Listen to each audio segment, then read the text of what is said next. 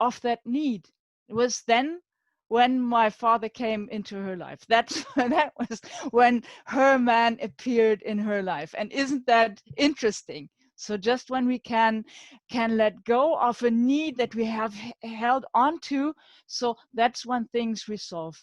And this is actually something that in a way repeated in my life as well. So when I feel a very, very strong need or something that I just don't understand, why is this happening, because it feels so bad, when I can let go of that, so things tend to resolve, and I can adapt and I can get creative and all of this.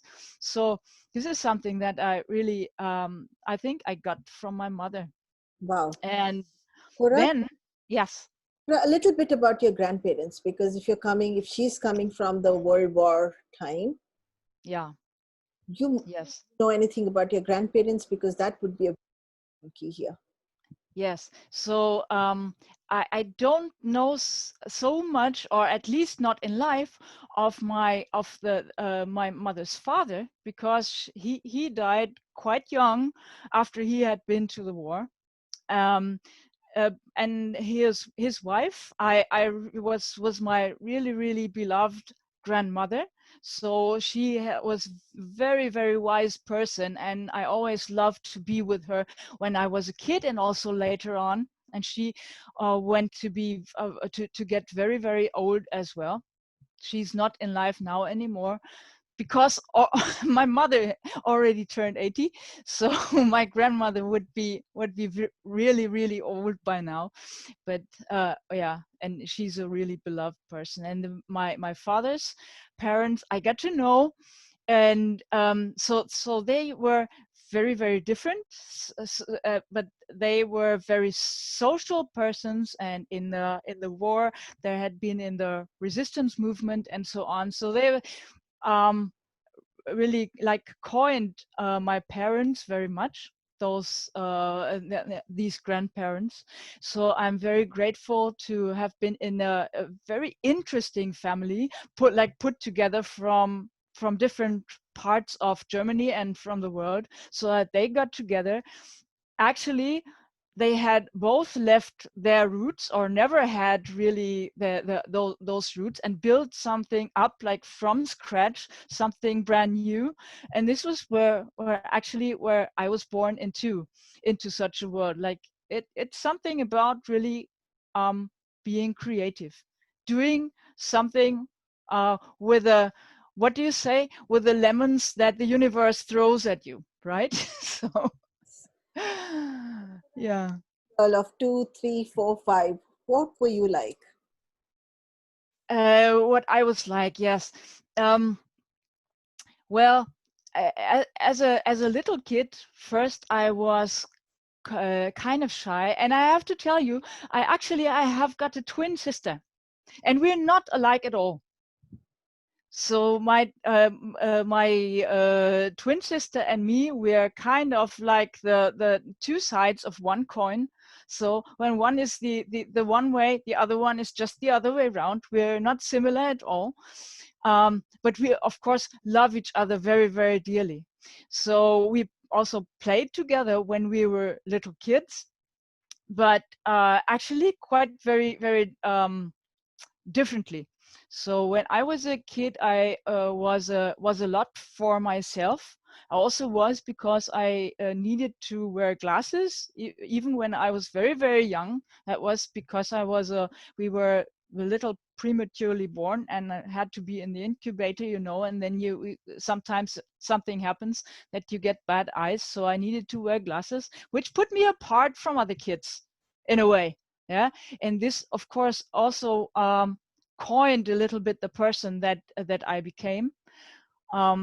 So being a little bit of an outsider, and being a little bit to my own, and inventing stories, inventing my own life, and being in the kind of adventure that I wanted life to be. So, and this was when I was a little kid, and this also commenced when I got into school, where being kind of like an outsider from other kids in a way, but in school I did pretty well. And I always was a very creative child, being a lot in her head and being in stories. But this made that I later in life always longed to put things that I had like invented and fantasized when I was little, to put this into reality when I when I got bigger. And that's really how my life went. There was a lot of things that I had imagined when I was little that then later in life the universe gave me as opportunities to become like. So how So did you cope up with yeah. an outsider? How did you cope up with feeling like an outsider? Well, so people always cope with where they're getting at. So you're kind of putting this into your own identity. So okay, if they put me to be like that, so then I am. Which actually, which made me dig deeper inside myself, which gave me time, like to study things and do things my own way, and to be a kind of independent thinker, because you're less dependent on the kind of belonging to other people, belonging to a group. If they don't want to have me in their group, okay, I will do my own thing. So this kind of came easier to me that way.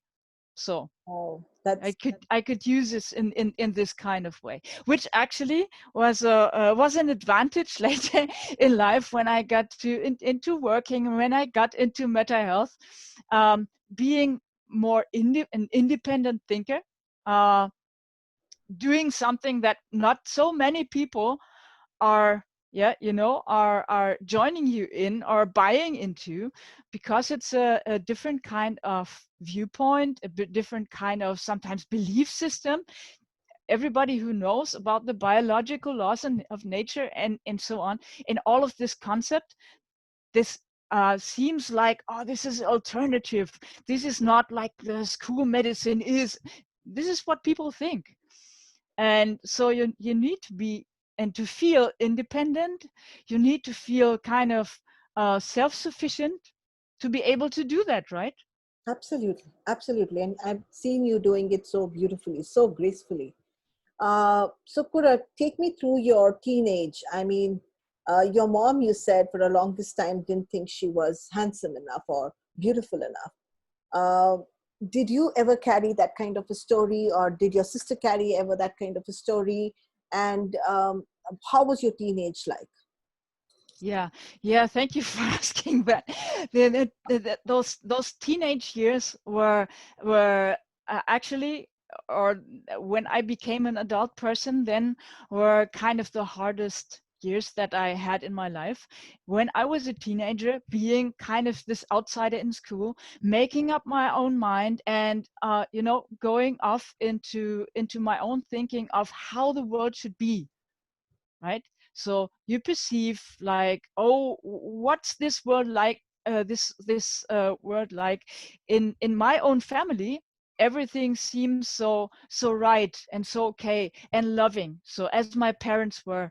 But the outside world, there were so many things that are unjust, that are not right. What do people with nature? So there are so many stories around. When you dig deeper, you find, this is not the way the world should be. And as many people, when they are young, I was also very, very like idealistic.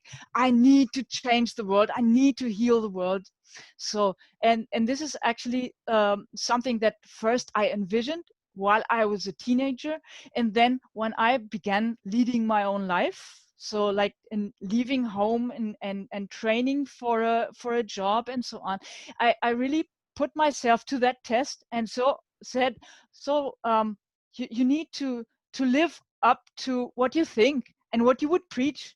So so that's what I actually did. The first job that I learned was physical therapy and massage, and helping people to heal themselves. So these kinds of things I trained in. And while I was doing that, I was not at did not live at home anymore, but I was in another city, leading my own life, and it put me.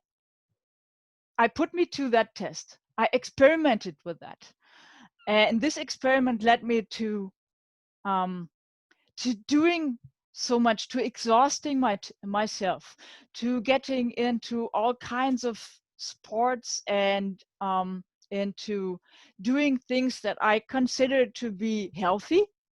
I also wanted to experiment, how much do I really need?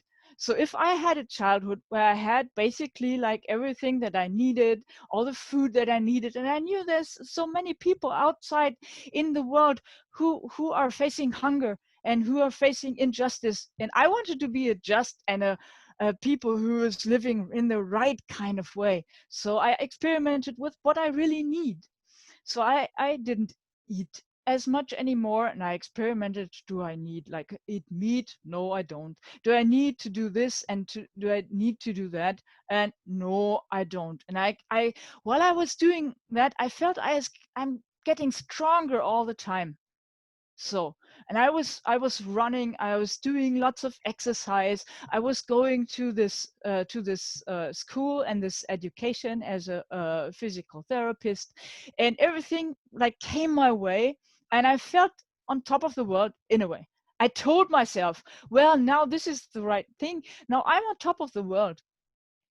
And while I was not, I was actually misleading myself, because what I did not really realize at first was in all of this idealism, I was leaving kind of my own nature.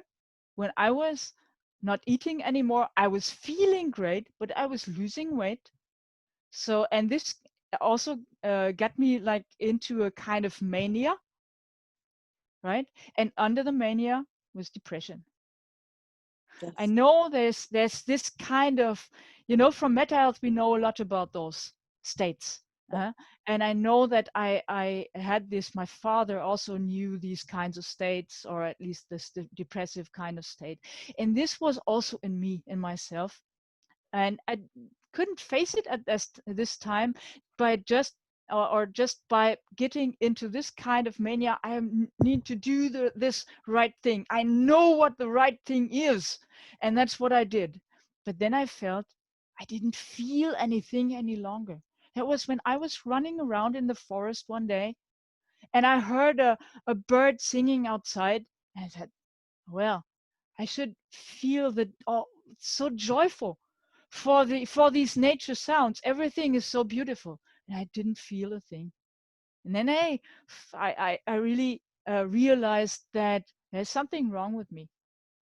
I'm making things up in my mind as I had learned during my childhood, but it wasn't really in my reality, right? So I was doing a thing that I thought, that I told myself would be right, and it obviously it wasn't. And then I went to I searched for help with that state. And yeah, at that time I found something um, which led me on, which also led to a detour tour in my life, which led me to healing that. But it was a very, very hard time.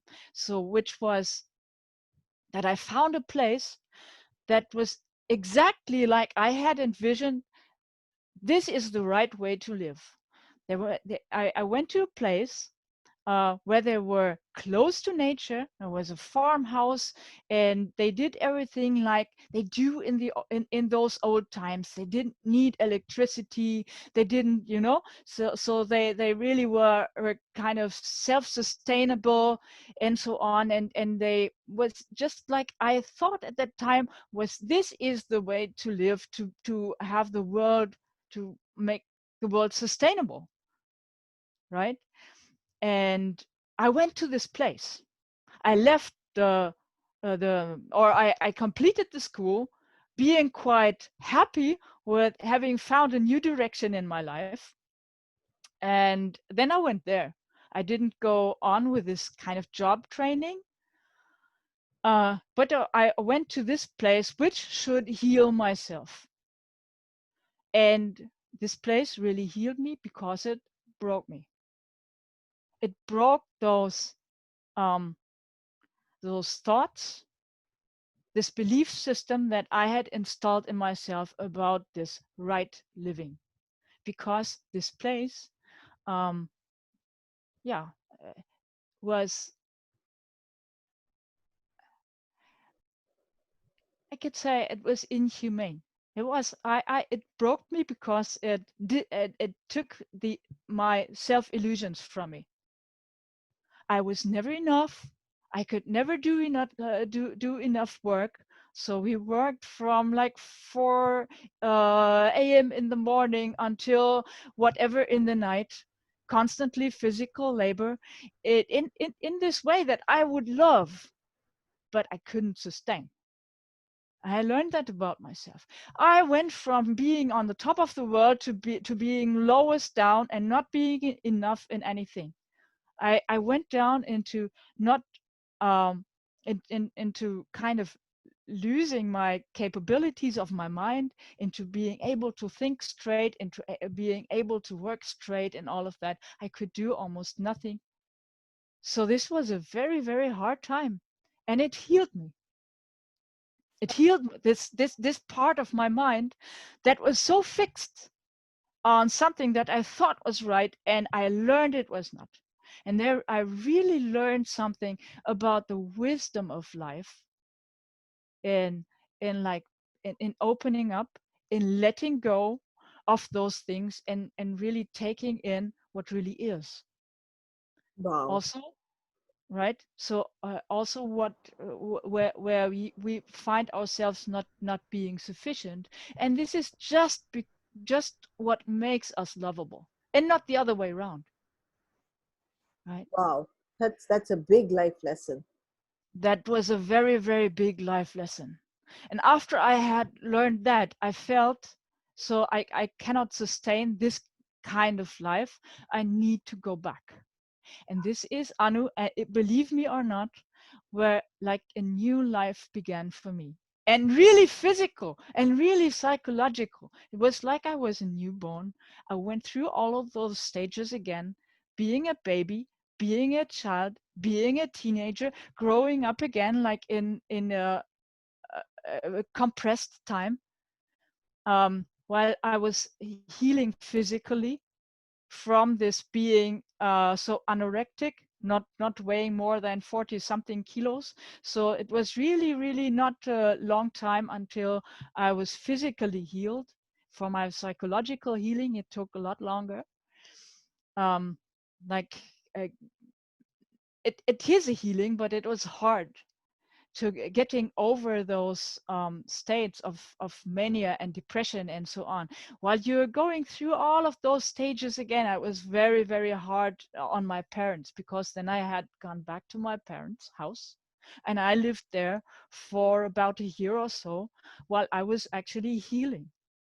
And they were with me all the time. They had actually um, uh, had supported me in everything that I did, even when I went to this place as a person who knew she was sick.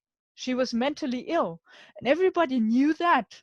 And people had told my parents, well, why do you let her do this? She belongs into a hospital.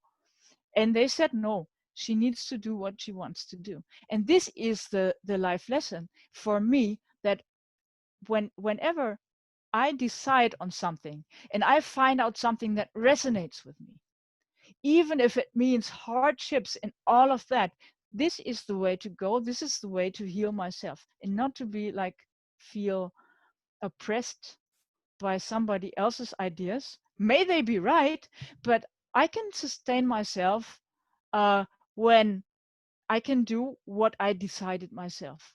And this is what my parents knew. So they let me go there. They let me almost die there in this place and come out. and be healed again. So it was very, very hard on them, and I am so grateful, so thankful to them that they let me do this, because I survived and I could develop as a person. Wow. Yeah, so so that's, and now we're in my yeah, when I turned about 21 something, so when I was on the job training, that's where we are in my life at that point. Wow. So where are you And today? sorry. Where are you today? Which state of mind you are in today? How are you today? And today I'm a lot of stories further than that. Yes. uh, and I would like you to, so I learned a lot from these own experiences that I made in my life. So this is what I brought into MetaHealth, and into the way that I'm working today, is I'm drawing a lot from my own life experiences, so that I know when I get people to really feel, so this is my own choice, this is what I am doing. So then they can go through, you can say they could go through hell and come out and be healthy on the other side, Absolutely. wherever they come out. Absolutely. So, and this is helping me a lot in helping people with whatever kind of conditions they come with. So I would uh, take them from where their own ideas about themselves and about their conflict lines and so on come from, and where their choices were. And when we follow this up, and when they go all the way, so everything will be right. And this has repeated in my own life over and over again. So when I just do what I think, what I say, okay, I will do this. I will take it as my decision. It is my adventure in life. So I will always be right, even if I don't know that in the first place. So what So according even if you're getting sick, even if you're having accidents, even if life throws lemons at you, so when you decided, well, this is my way, it's like, to me, it's just like the adventure of life. My life seems to be a lot about this, having adventures in life, and having a very interesting life, leaving you with a lot of life lessons, with a lot of wisdom, with a lot of stories that you can share also with clients that I'm working with, and getting into the kinds of stories that they can share, right? absolutely. So tell me, Kora, when you've gone through this life journey and the last few months, whenever I hear about you, you look happy. You look definitely more happier than when I met you first and we were sitting down and having a drink. What brought that happiness in your life? What brought this happiness in my life? If you're just talking about especially this last year, and I'm very happy right now, this again was an incident, and this again was something where I wasn't so happy at first last year, but I am now. Let me tell you this little story that happened quite recently. So last year, as you see me now, I'm sitting on our own little wooden boat that we had since many years now, which we renovated ourselves. And last year we were ready and wanted to go sailing.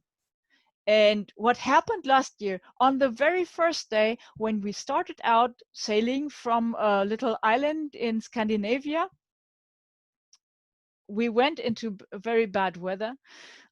Something didn't work out as we had imagined, and I broke my finger. Oh my God. So that was last year. And having a broken finger, you can't go sailing. So it's not possible. You can't like draw on ropes and doing all of these kinds of things. And I thought, oh shit, why is this happening to me? So it was something on the very first day when I thought, now we are free. So which again said, there's a lemon again, which brought us to Sweden. So we made it just into Stockholm with our boat, and then the boat stayed there. And you know what? this year, you know about Sweden, right? It is the most liberal country with all of this corona crisis where we could be. And that's where our boat was, and that's where we could return to. So this year we are living here in Sweden, had a great summer with real sailing and all of that. So I'm the happiest person for having had this great summer and now resuming to work with MetaHealth really with renewed energies. Wow. Wow. Yeah. So, yeah, having started in a point where you really didn't know, oh, what was that again? But it's a repetition of something. When you can let go of uh, needing to know the reason and needing to control everything, everything will be right.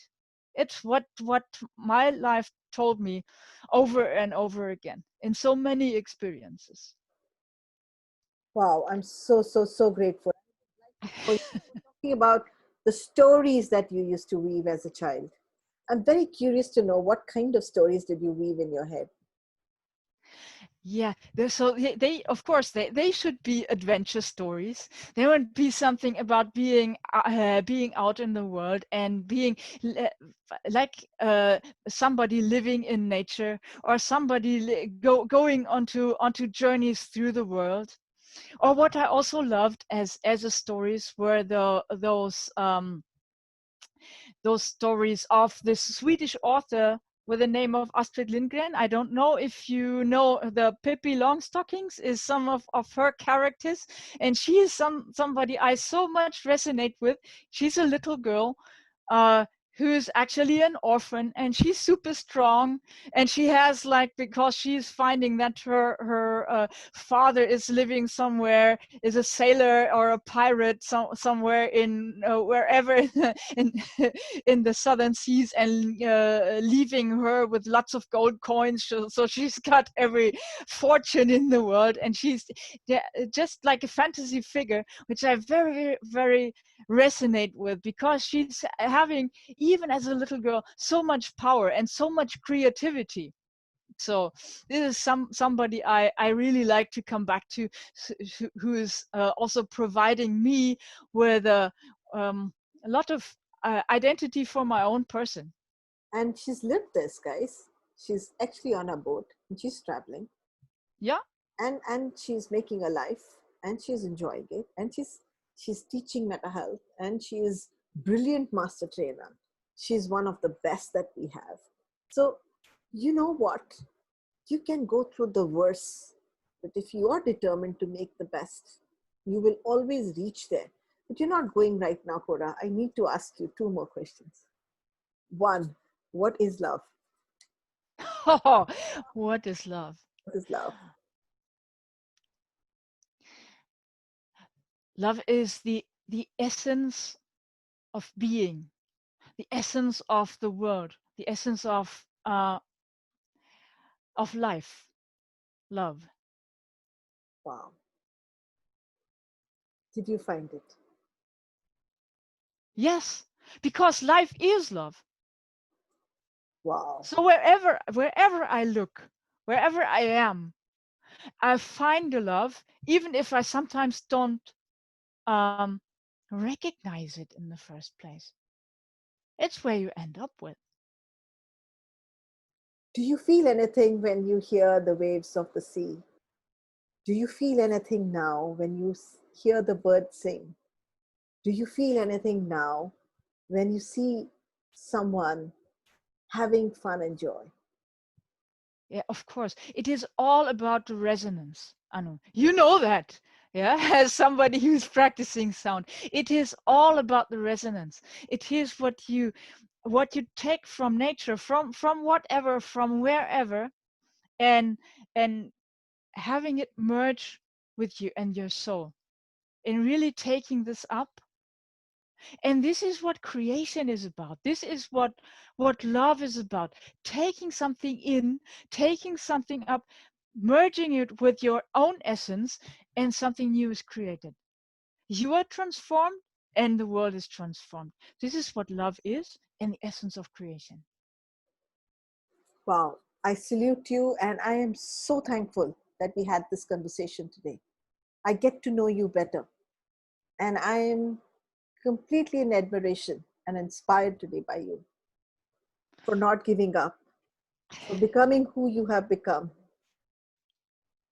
I am feeling blessed again and again today. So many times, so often have I sat down and said, if I don't do anything else, I can spend the rest of my life, hearing inspiring stories from people and writing about them. And I mean that in every bit of me. Thank you, Kora. Thank you, everybody. And thank you, Kora, for being who you are. And what I loved about you, you were extremely candid. And I say this, if you can't even share your story, what will you bring about a healing? Open your life and open about your life and see how the world opens up for you. Before you leave and before you say goodbye, not to the show, but just for this thing right now, is there any message you would like to give people? Is there anything that you still have not said and needs to be said? Thank you. Thank you, Anu. There's so much that I admire with the people that you bring together here, sharing their stories. And there's so much to learn about uh, about other people, about what they bring to your life by getting into resonance with all of these different things, both in nature and in people. So I want to thank everybody here who's sharing and who is here for making this possible, that it's just coming naturally, that we are all evolving and developing throughout all of those hardships, throughout all of those lemons that the universe or whoever throws at us. We are getting so much to transform ourselves and our lives by being touched by others. So thank you so much, others, Anu, for making this possible, and thank you also for for letting me talk a little bit about my life. You're, you're, I think everybody loves talking about themselves and sharing about things that yeah, that they experienced. and you know what? There are not many people who would still share that. If they had their way, they would fossil it in the deep secret box of theirs and throw it into the river or the sea where it will never be seen again because they are ashamed of their challenges. Mm. Here I see a woman sitting in front of me who's full of love for herself and for the world. And I've seen her fighting for the unusual. I've seen her fighting for anybody who is like a refugee, who doesn't have a place. She cannot tolerate any kinds of discrimination. I love you for that. Thank you so much. Thank you again, Anu, and thank you, everybody. Thank you. Ah, I